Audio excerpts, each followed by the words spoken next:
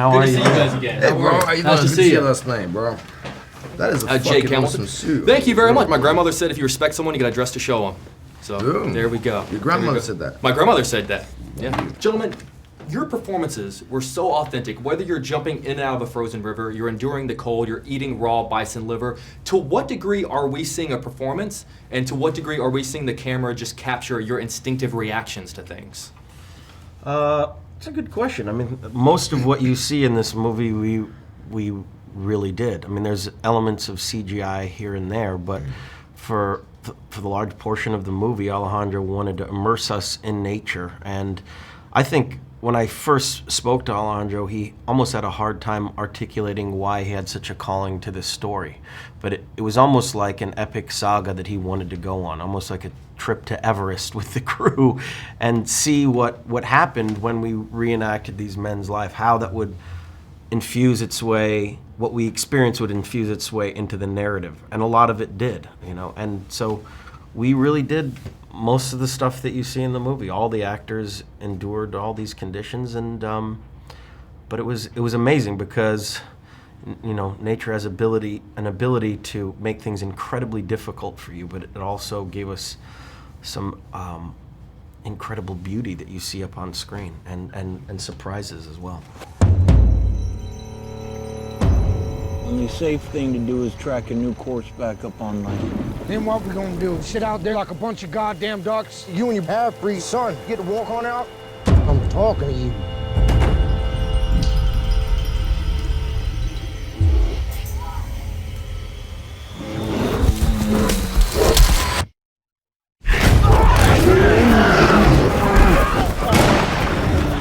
Now, I got the chance to read the book because I saw the movie in Chicago early, and so I had the chance to read the book before coming out here and talking with you guys.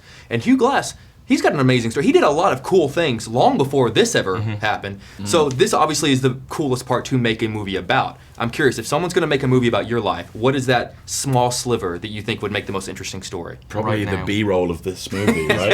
Yeah, the B-roll of this movie would be interesting. Just the making of the Revenant? Getting to be in this movie, that would probably be it. That'd be pretty good. Yeah. And I'm thinking of some pretty sexy personal moments as well. Yes, right, yeah, of course, if you were going to go that way.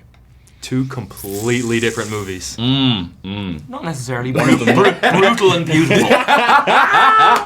I would watch both of these films. And they would probably both be on my top 10 list. Yeah. Kind of like a bear attack. Please, no! Like I'm the, you know. Gentlemen, when you're working and shooting with all natural light, obviously you have this sort of ticking clock hanging over you because you only have so long that you have to get a shot. To what degree, when you're trying to perform, are you worried about that ticking clock hanging over you, and to what degree are you worried about just nailing that performance? Once you're in it, all you're worried about is the performance, and I think right beforehand, all you're worried about is getting the shot. That's how I felt. Yeah, and I think we were lucky in the sense that, you know, even though we were operating in those kind of small windows of time, we had the entire day, I mean, literally hours upon hours to rehearse and get all this kind of choreography, if you like, of the scene down. But it's weird, it wasn't inhibiting, it wasn't sort of, prohibiting, it wasn't like, what am I looking for? Scary. It wasn't like constraining, basically. You know, it wasn't. Yeah, and we weren't operating on fear necessarily.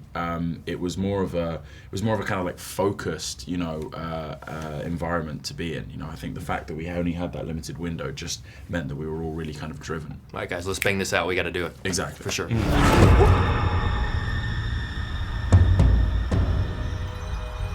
My son.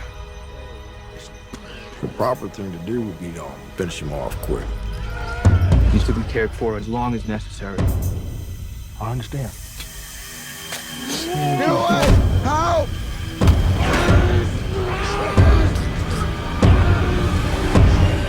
Whenever you're out there and you're shooting this and you're realizing what the men of that time had to endure to survive, to what degree does it make you realize how pampered, as we're in the Four Seasons right now, how pampered we all are today? There are no seasons in the Four Seasons. Just the air conditioning.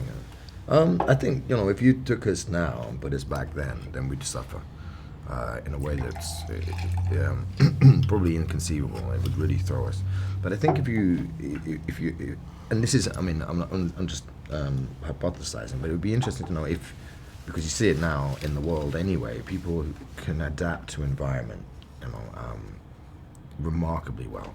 And if that was your day-to-day and your essential necessity to survive, the reason that we're all still here is because somebody in our forefathers or ancestry did go through incredibly harsh times. So it's in you, it's within you. It's just a question of that's being, eradicated from our day-to-day. So I don't know, and that's part of what was interesting about doing the film, was to experience in specificity what this period was like, and to engage that part of us and see if there was any of that still awake or dormant in our spirit, if that makes sense. What happened? We did what we had to do. He was buried right. All I had was my boy, and he took him from me, you understand? He's afraid. He knows how far I came to find him. Working in an environment like this, obviously so many stories have come out about how difficult the shoot was. An environment like this, is it something that enhances your performance, or is it something you have to endure and get over so that you can just perform in the first place?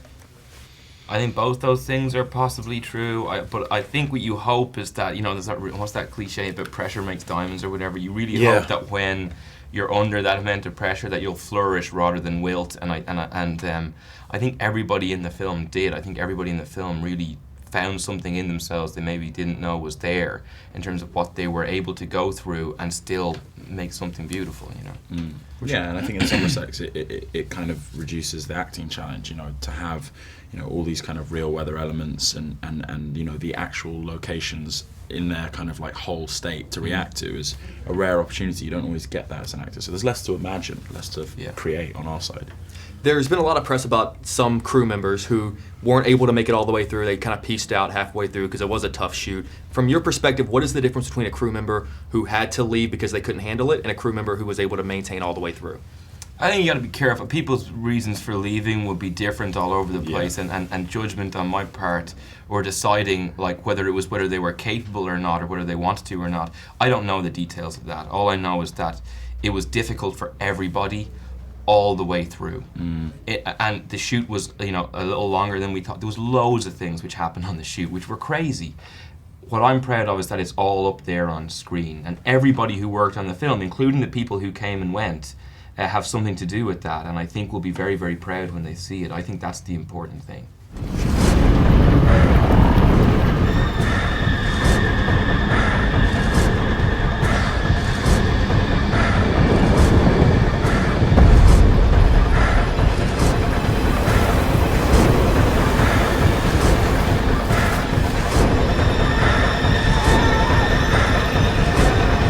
I ain't afraid to die anymore. I've done it already.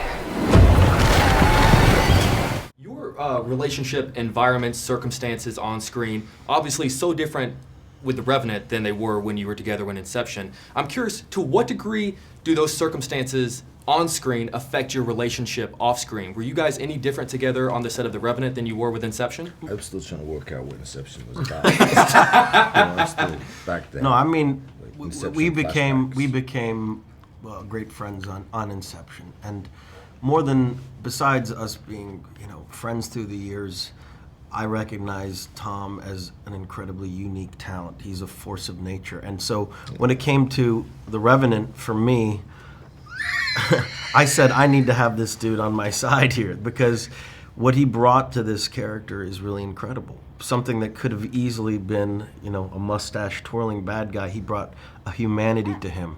Even though this character is duplicitous, a racist, and a survivalist, he's absolutely somebody that you identify with because you understand his struggle, and that's a testament to this dude's talent. I was the first person he called up when Sean Penn bailed. I was like, we're looking for a racist, twirling, like obvious avoider.